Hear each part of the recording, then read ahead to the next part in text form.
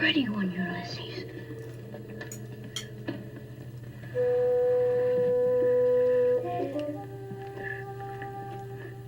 There it is.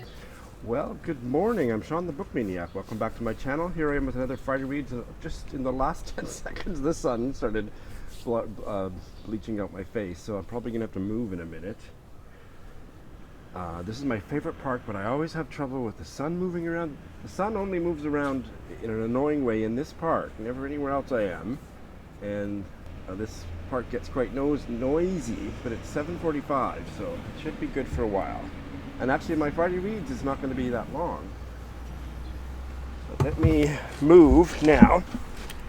I like that background. Well, that one background's pretty good too.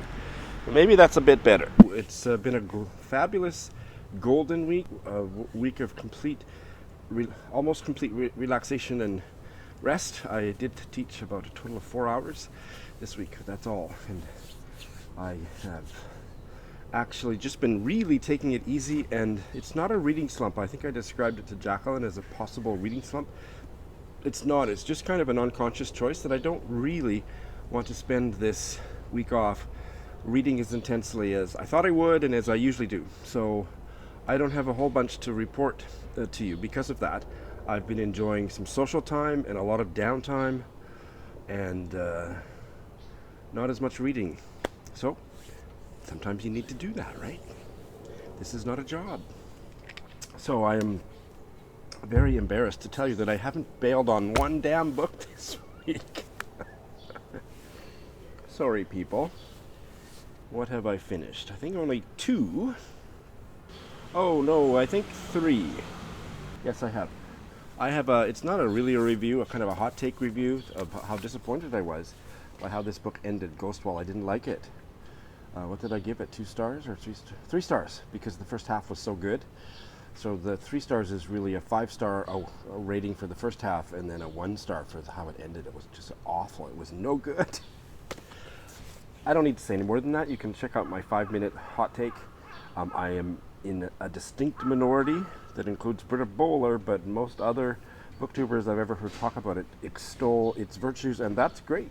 I would never get into an argument with them. I just thought it was a bad book, but I'm very disappointed by it. I think she may not be a writer for me. Most people loved it, and that's fabulous.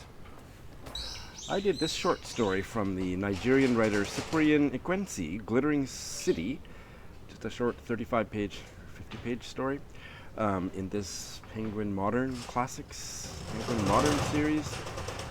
As a buddy read, either open the damn door or close it, or just do it. As a buddy read with Joe Smith, our first buddy read, because I bailed on the group one we were doing, but this story wasn't very good. I didn't like it. It started out not bad. It's about a huckster, kind of a Don Juan shyster in Lagos, and it ended like a really bad movie. So I wasn't impressed. I still really want to try his most famous novel, which is called Jaguar Nana, which I have, but this was eminently forgettable. All that glitters is not gold, people. So it almost sounds like it was a disappointing week, but my focus was elsewhere, so the fact that I didn't like some books I read didn't kind of sour me on the week. So the other one that I finished is the book of kind of Australian cultural history and literary criticism, Finding Eliza, Power and Colonial Storytelling by Larissa Barrand, and I really liked it. Gave it 4 stars. I don't know much about Australian history, and this was about this captain's wife.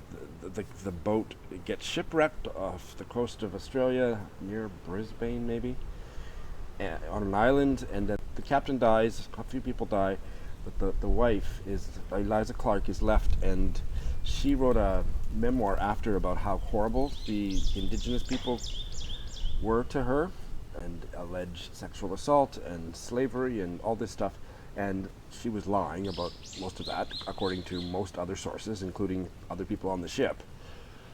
And she was just a pathological liar, it seems, from the historical evidence. I don't know, but as a Canadian, and Canada wrestling with very similar heartbreaking, deeply important issues. Like, who cares about... Okay, here's my little rant. I don't fucking care about the economy. I care about how Canada treats its Indigenous people. It's the only important issue. And Trudeau's government has done some good things, but it hasn't been enough. And the economy can go screw itself. Social justice is all I ever vote on. Okay, I don't know where that came from. I haven't had any coffee. My cousin Lindsay is asleep in Kenji's bed. We had a night out last night and made a couple fun videos that'll be coming your way in the coming days, and I'm a little hungover, so... Anyway, I thought it was really great. I learned a lot. It introduced me in the way it talked about Australian novels that have tackled Indigenous issues and the founding myths and lies of Australian history. Canada's founding myths are all lies and bullshit too, so don't get me started on America. So yeah, I found it just a really fascinating read that I found on Scribd. So that's the last one that I finished for Aussie April. I still have one in progress. Aussie May, here we come. So those are the 3 that I finished, and I have started not very many, and not nearly as many as I said in my last Friday reads I would start. I'm just kind of easing into May, and I'll catch up, or I'll retrench my TBR. Does that fit? Retrench my TBR. I'm about 20 pages into this novel from Angola, Transparent City by Onjaki. I should be on page 56 to be on track with the buddy read I'm doing with Sharon of Hooked on Books, and I will get there today, and then hopefully get caught up to where I should be by the end of today, too. We're doing about 50 or 60 pages every other day. It took me quite a while to get into the fact that there are no capital letters or periods, but there are commas. Other than people's names, there are no capital letters. So it reads like young people's text messages. I capitalize and punctuate all of my text messages because I'm a nerd, but it took me a while to get into that, and now I don't even see it anymore. The story is starting out captivating, fascinating. The main characters live in a apartment block in Luanda where the first floor, the ground floor, has been flooded because of bad plumbing for years and years and years. The characters are really colorful too. I think I'm going to like it. 20 pages in, I am intrigued as all get out. I have literally only read the first page of the first story of the Alice Munro collection, Too Much Happiness. This is a buddy read with Kendra, but we're doing 3 stories a week, so it's no problem for me to get caught up. But the first story in this collection, which I first read in the New Yorker when it came out, is called Dimensions, and it's one of my favorites by her, really powerful, so I'm really looking forward to rereading it and carrying on with this collection. Buddy read with Kendra Winchester. The Balzac Cousin Bet buddy read has been postponed for 2 weeks, so I'll be starting it in mid-May with Ange of Beyond the Pages.